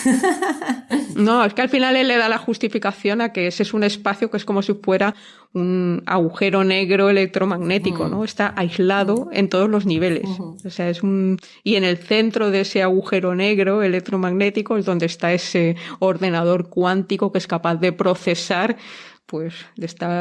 la vida, el universo y la realidad en la que vivimos. Muy bien, muy bien. Y respecto a la naturaleza, porque hemos hablado de la arquitectura, pero la naturaleza, San Francisco, ese bosque alrededor de la empresa. A mí es que me gusta mucho esa situación de colocar, ¿no? el centro de todo en mitad de un lugar que alrededor todo lo que ves es naturaleza. No hay otra prueba del hombre nada más que esa, y esa no es la prueba del hombre, es la prueba del hombre, del ultrahombre, ¿no? De lo máximo a lo que es capaz de llegar. Además me encanta la estética de esas lámparas, esos anillos de luz flotante alrededor de los troncos de los árboles. Bueno, me encantaría que los... Pero ¿no te da la sensación que es una manera también de ver cómo la tecnología controla incluso la naturaleza? Anillar de esa forma los árboles es como encadenarlos a la tecnología. Me da a mí esa... Pues fíjate, yo en cambio... Es una naturaleza controlada.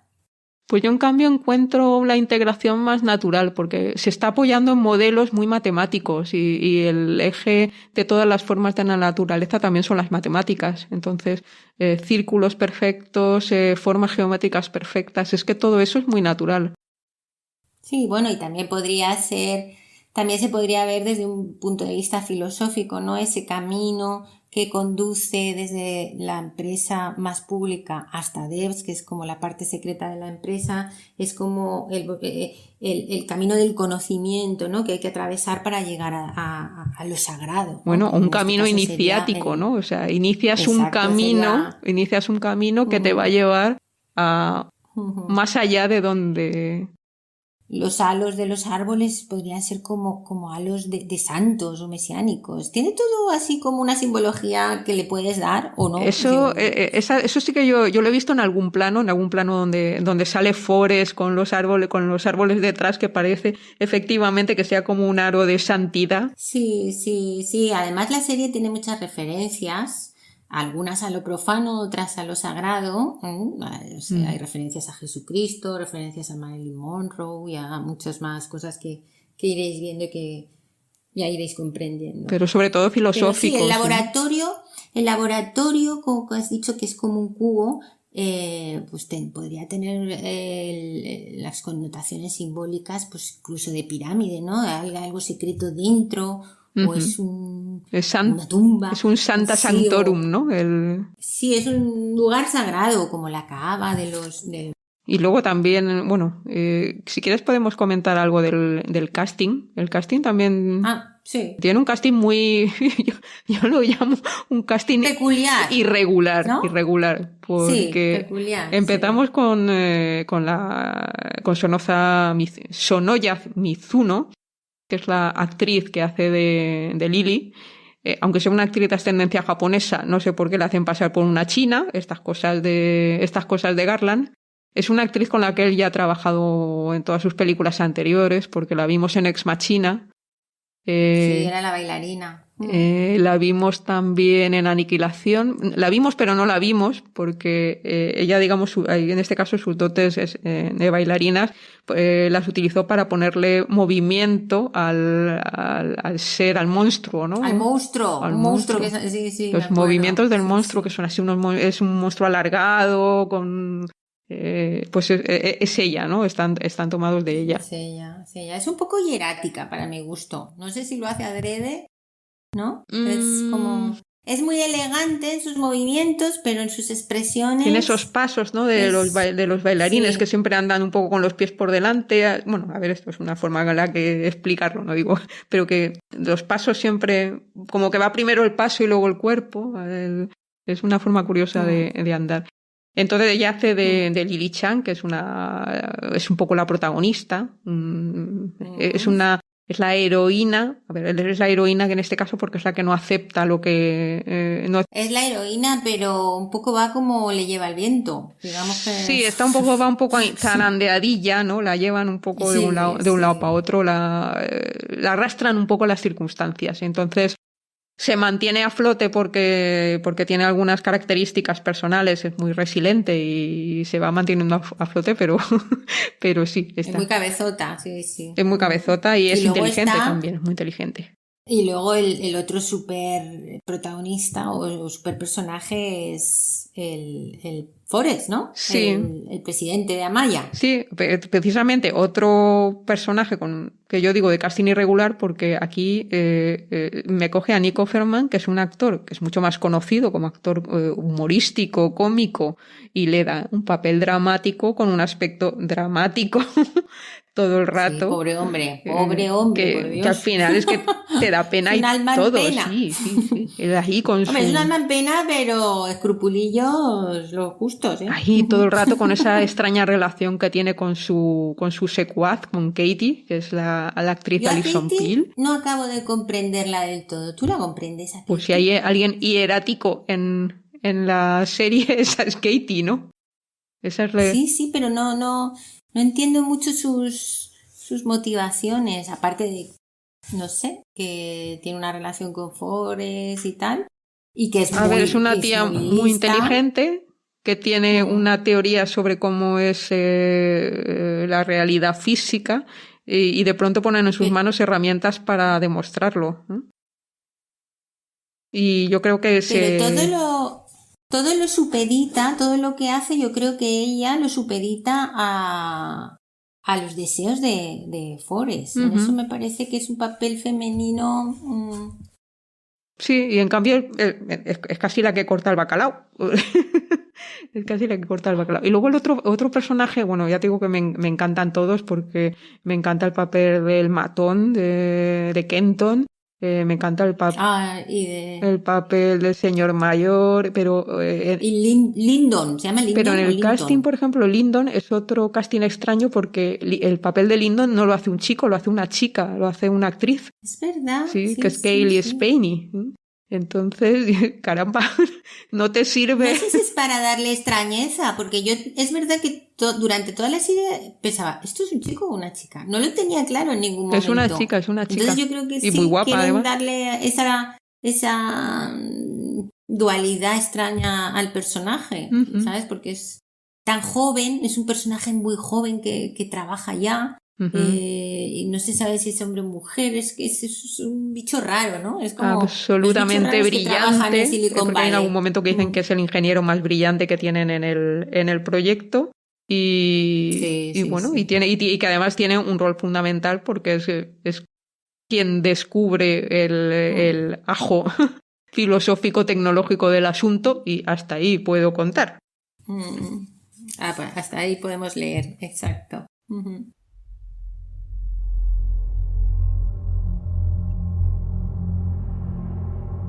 Hemos hablado de muchos temas de esta serie de ciencia ficción, pero no hemos hablado realmente de uno de los más importantes, que es la ciencia, la física cuántica, que tanto le gusta a Garland, y las ideas subyacentes que están detrás, que abordan ideas científicas y teorías importantes como el determinismo. ¿Qué me puedes decir de cómo está tratada la ciencia en esta serie y cuál es su relevancia? A ver, pues teniendo en cuenta, para empezar, que yo no soy una entendida en absoluto en física cuántica. Creo que lo mejor, tanto para nosotras como para nuestros oyentes, es que seamos un poco heurísticos y busquemos una voz mucho más acreditada. Os hemos prometido una sorpresa al principio del podcast y viene ahora. Hemos pedido a Elena Denia, que es astrofísica, es también escritora de ciencia ficción, ganadora del Premio Pascual Enguídanos 2018 y con una función de divulgación muy reconocida, tanto en el medio radio, donde ha sido la voz y la redactora del programa El Café Cuántico, como a través de su canal de divulgación en YouTube, que es Early Universe. Os pondremos las notas en los comentarios de podcast y le he dirigido esta misma pregunta que me hacía Seba a Elena Denia sobre la ciencia en DEVS. A ver qué nos cuenta Elena.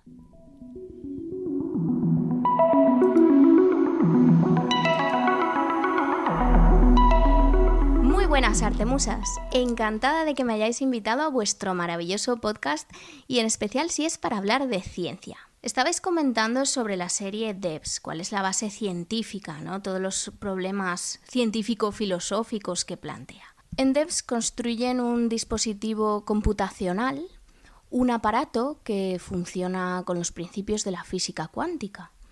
Y bueno, es un aparato que proyecta imágenes que no son nítidas, están así un poquito borrosas. Y en estas proyecciones podemos llegar a observar el pasado y también el futuro, un poquito más hacia adelante hasta cierto punto, pues no sé si decían que 3 semanas o así ya no pueden proyectar hacia el futuro, pero el pasado sí que se puede proyectar. Y esto es porque nosotros, como conocemos el presente, el momento presente, pues a partir de aquí podemos hacer un poquito, darle rebobinar a la cinta y la película inversa podemos ir recreando lo que había, ¿de acuerdo? De todas formas, esta recreación, como decía, no ofrece una imagen nítida porque cuenta con estos principios cuánticos que se dan en la naturaleza. Entonces, todos los átomos que podemos encontrar que están ahí contenidos en esa imagen, resulta que como responden a criterios cuánticos, pues realmente no están bien definidos. O sea, en el mundo microscópico, más allá del microscópico, el mundo cuántico, todavía más pequeñito, vemos que, por ejemplo, partículas que creíamos con anterioridad que eran como bolitas, pues resulta que no lo son. Son como unas ondas y de hecho no son solo unas ondas, sino que son unas ondas de probabilidad. Entonces, por ejemplo, si tenemos un electrón, pues hay una cierta probabilidad de que esté localizado en cierto punto exacto, pues por ejemplo del 60%, y luego hay otro punto que resulta que hay una probabilidad de que esté del 20% y otro punto del 10% y así. Entonces, un poquito la idea es que el electrón, al ser una onda de probabilidad en sí mismo, pues está en todos esos lugares a la vez. Entonces, cuando un electrón tiene la opción de estar en varios sitios, o cualquier partícula, pues nosotros no tenemos una posición fija y definida, hasta que no interaccionamos con el sistema y lo medimos, ¿de acuerdo? En este sentido, si nosotros midiésemos todas estas partículas, pues resulta que elegirían una posición en la que estar y ya la imagen que obtendríamos con el dispositivo de la película pues es una imagen nítida. Esto con la terminología física se denomina el colapso de la función de onda. ¿De acuerdo? Que suena así muy esotérico y tal, pero no es más que lo que estoy diciendo, que de pronto estas partículas pues tienen que elegir un lugar discreto, concreto en el que estar. Entonces la función de onda colapsa, plap, y todo el universo queda perfectamente definido. Porque digamos que en el fondo lo que está planteando la serie es una confrontación entre dos aspectos de la realidad, o sea, dos aspectos que aparentemente no son compatibles entre sí. Por un lado tenemos esta idea de que el mundo es cuántico, o sea, tenemos todo este desarrollo de la física cuántica desde principios del siglo XX, en el que, encontramos muchas pistas o tenemos muchos motivos para creer que el mundo es probabilístico. A escala cuántica es probabilístico y aquí hay que ver luego a escala clásica, a escala más grande, eso cómo se casa. Y luego tenemos el otro aspecto de la realidad que sería aquel que podemos describir de forma macroscópica, ¿de acuerdo? Nosotros en el mundo de las cosas grandes, no ya en el mundo cuántico, pues están todos los objetos perfectamente bien definidos.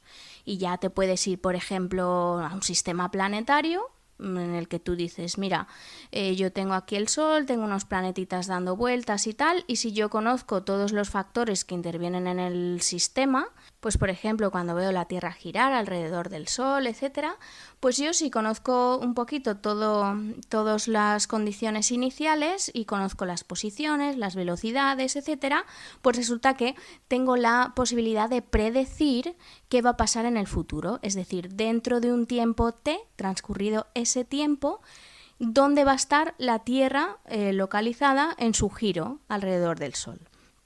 Y esto, bueno, también se puede hacer a nivel más pequeñito, a nivel partículas. Si yo tengo un sistema con muchas partículas y yo conozco todas las posiciones de cada una de las partículas y también las velocidades y las direcciones en las que se mueven, etcétera, pues yo dentro de cierto tiempo t voy a poder tener una imagen, una configuración de ese sistema pues perfectamente clara. O sea, voy a poder hacer una predicción.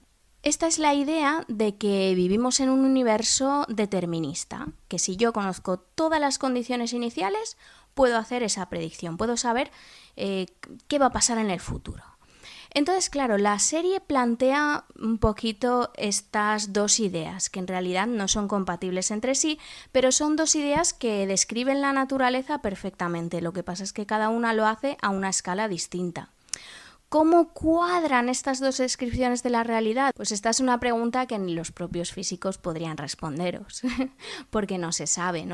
Este es uno de los grandes problemas, cómo unir el mundo de lo pequeño con el mundo de lo grande. Bien, entonces, para hacer esta unión, digamos que hay varias propuestas, pero una de las que yo creo que son más atractivas y más populares es la propuesta de los multiversos. Una de las formas de obtener multiversos es mediante el colapso de la función de onda, ¿vale? Esto es jerga técnica, son las palabras que emplean los físicos. Y el colapso de la función de onda lo que quiere decir es que de pronto la onda de determinada partícula hace plaf y se concreta en un sitio, se define, o sea, elige una posición en la que estar. Por ejemplo, se define en el gato de Schrödinger si está vivo o está muerto, tomando un ejemplo más famoso. Entonces, una vez la función de onda colapsa, digamos que se define en un universo. Esto significa que esa partícula se define en determinado lugar y está en nuestro universo, pero en otro lugar paralelamente también se ha definido al mismo tiempo. Porque todas esas probabilidades de espacios en los que podría localizarse resulta que se dan todos en la realidad. Y encontramos todas las opciones posibles para esta partícula. Lo que pasa es que si añadimos aquí ya todas las partículas que hay en el cosmos, pues es un plus de complejidad bastante apabullante. Entonces esta es la idea, como decíamos, de que la realidad tiene, o sea, en última instancia, la naturaleza de la realidad es probabilística. Y todas estas probabilidades, todas estas posibilidades se dan. Y al darse todas ellas, como no pueden estar nítidamente en el mundo de lo grande juntas, pues resulta que se van separando en líneas de universo distintas. Y ahí coexisten un montón de universos y el conjunto es lo que llamaríamos el multiverso. Que lo engloba todo. Entonces yo creo que un poco la idea que se maneja en la serie es la de que de pronto si todo está definido, tú puedes ir hacia atrás, puedes calcular todas las opciones hacia atrás y ver el pasado, pero también ver el futuro. Entonces pensad ahora que si yo tengo un dispositivo como el que se inventan en la serie y puedo hacer que la realidad se defina, puedo hacer que todas las particulitas que la configuran elijan un lugar en el que estar, es decir, todas las funciones de onda de las partículas colapsen, de alguna forma el universo se vuelve determinista. Entonces todo está ya escrito y no puedo cambiar nada. porque si ya está todo definido, yo tengo toda la información que necesito para hacer una predicción de cómo va a ser el futuro. Entonces, si por ejemplo está la opción del asesinato, pues hay quien escoge la postura de que, bueno, esto va a pasar, las cosas están escritas, porque si yo conozco todos los parámetros y todo lo que interviene en el sistema, tengo todos los datos iniciales, pues voy a poder predecir lo que va a pasar. Por tanto, yo no tengo libre albedrío, no puedo elegir, y si está escrito que voy a asesinar a alguien, pues cojo y lo asesino. Y oye, lo siento mucho porque mira, estaba escrito, no lo puedo cambiar. Pero bueno, esta forma de entenderlo, pues tiene cierto interés filosófico, cierto interés hipotético. Aunque en realidad si tú te vas a los grandes físicos de la época actual y les preguntas, oye, mira, que es que resulta que si todo está definido, no hay libre albedrío y demás, pues te dirán que a ellos no les supone ningún tipo de conflicto. Teniendo en cuenta la cantidad de factores que intervienen en el mundo, la cantidad de partículas, la cantidad de colapsos de las funciones de onda, si es que se da ese colapso, que esto solo es una interpretación, no es algo que esté demostrado, bueno, pues ahí os da para mucho. O sea, hay tantas posibilidades porque influyen tantas cosas que, bueno, al fin y al cabo es como si no lo fuera.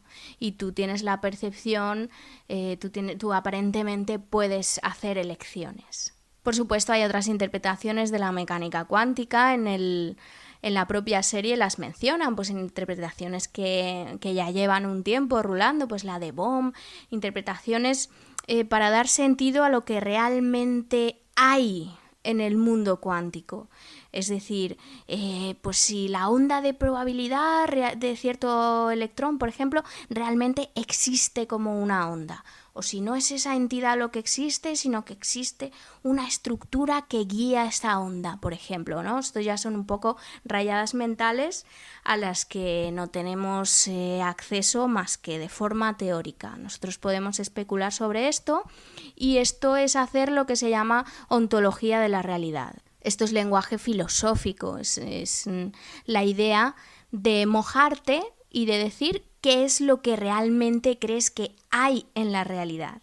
Así que, aunque las cosas no las tengamos claras todavía, lo que sí que es cierto es que las opciones que maneja la serie, la opción del multiverso, por ejemplo, pues es una opción perfectamente válida matemáticamente.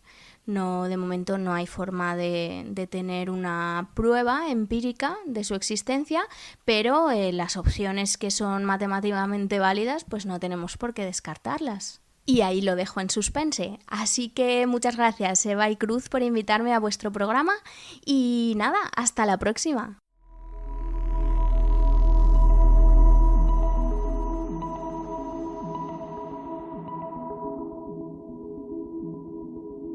Pues muchas gracias a ti, Elena, y confío que esta es la primera, pero que no será la última vez que puedas aclararnos alguna duda que surja en alguno de los temas que tocamos. Muchísimas gracias. Un último apunte sobre la serie antes de terminar.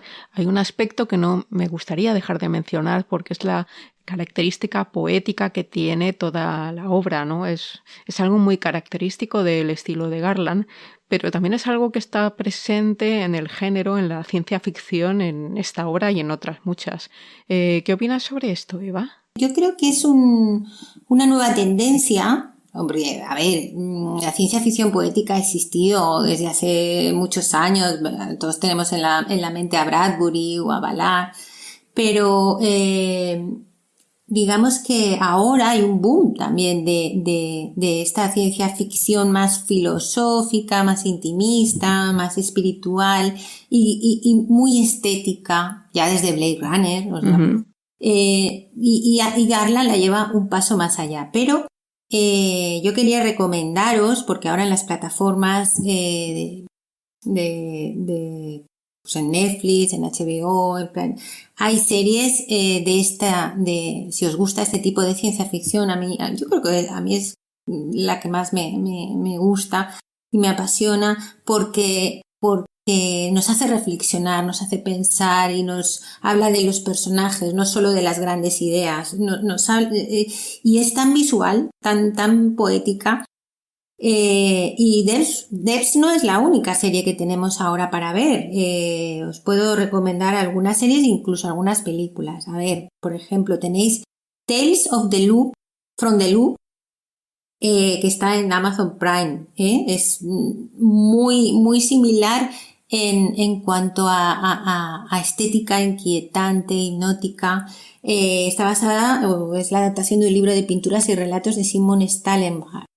Y también habla de la pérdida del amor, pero con ese celofán de ciencia ficción. Bueno, luego quien no conoce Black Mirror, es la versión de la tecnología de Black Mirror.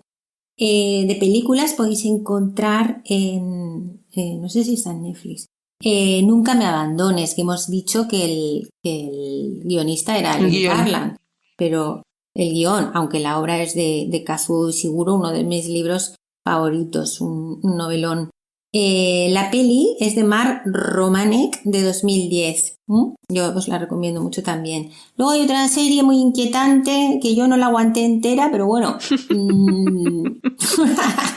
para gustos colores, que se llama The OA. ¿Tú la has visto, Cruz? Ay, es que no. A mí es que me resultaba un poco siniestra, ¿sabes? No, me daba muy ya sabes que rollo. a mí me gusta hablar de las que me gustan y no tanto de las que no me han gustado. A mí yo no conecté con esta serie. Pero ¿sabes qué pasa? No me gustó, pero reconozco que es buena. ¿Sabes? Hay cosas que no me gustan, pero reconozco que son buenas y como son buenas las tengo que recomendar. Y además me gusta mucho Brit Marling, que es la protagonista de esta serie. Luego está Dark. Dark es mi serie favorita. Además, que sepáis que la han votado la mejor serie de Netflix de este año, que lo sepáis todos. El 20 y algo de junio es la tercera y última temporada. No os la perdáis. De Baran Bo Odar. La primera temporada fue en 2017. No os cuento el argumento porque es muy enrevesado. Muy enrevesado. Porque no nos da tiempo, se nos acaba el tiempo del podcast, ¿no? Pero, para contar el argumento en el tiempo, bueno, bucles temporales. Una central nuclear. Exactamente. Luego, La llegada, de la que ha hablado Cruz, basada en el cuento de Ted Chiang. La película es de Denis Villeneuve, de 2006. 16, un thriller lingüístico y vamos, amamos a Denis Villeneuve, estamos esperando como agua de mayo que llegue Dune. Sí, todo lo que haga. Luego, sí, todo lo que haga. Y luego otras dos películas súper interesantes que tenéis que buscar y que también son muy poéticas y muy filosóficas son Otra Tierra, de Mike Cahill, de 2011, cuya propuesta es que de repente aparece en el cielo o una tierra gemela, y ese es pero es una película de sentimientos y de personajes también, cuya protagonista es Brit Marling. De nuevo, la música, ella es la musa de la sci-fi poética. Y la última película que os quería recomendar era Orígenes. También ella es la protagonista y es una reflexión sobre la reencarnación a partir del estudio del iris del ojo como entrada del alma humana. También visualmente es maravillosa y os la recomiendo mucho. Y estas son mis recomendaciones sobre sci-fi poética. Vamos, ya tenéis ahí una buena selección de opciones para, bueno, pues para si queréis profundizar un poco más en este estilo, si no lo conocíais, pues siempre es bueno reconocer cuando se están haciendo cosas con otro estilo, ¿no? De otra forma diferente. A mí es que me gusta mucho esta conjunción de historia, de estética, de personajes y también de emociones, que yo creo que Garland, pues y Villeneuve también, son exponentes. Le pillan bastante bien el puntito.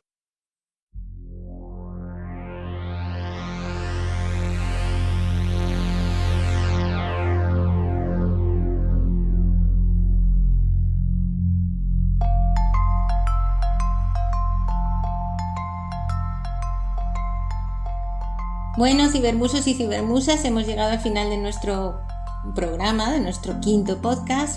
Esperamos que nos hayáis echado mucho de menos durante este tiempo y prometemos seros fieles y volver más pronto con nuevos contenidos, no sé si tan filosóficos como este. ¿Qué crees, Cruz?